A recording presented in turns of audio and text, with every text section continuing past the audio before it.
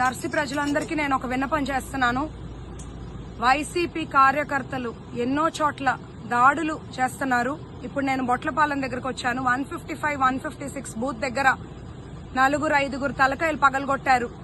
ఆడవాళ్ళ జుట్టు లాక్కెళ్తున్నారు, జుట్టు పట్టుకొని ఈడ్చుకెళ్తున్నారు. చెవుల దగ్గర అంతా కట్ అయింది. నా మీద కర్ర తీసుకుని వచ్చారు. పోలీసులు వాళ్ళెవ్వరిని ఆపలేదు. కానీ బూచేపల్లి శివ గారు, వెంకాయమ్మ గారు ఎప్పుడైతే వచ్చి వెళ్లారో ఇదంతా స్టార్ట్ అయింది. వాళ్ళు ఒక గొడవని సృష్టించి వాళ్ళు వెళ్ళిపోయారు ఇక్కడి నుంచి.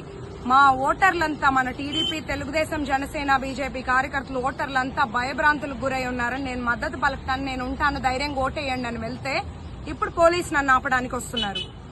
నా ఎదురుగా ఇక్కడ దాకా కర్ర తీసుకుని ఒక అతను వస్తే ఆపారు మన వాళ్ళు.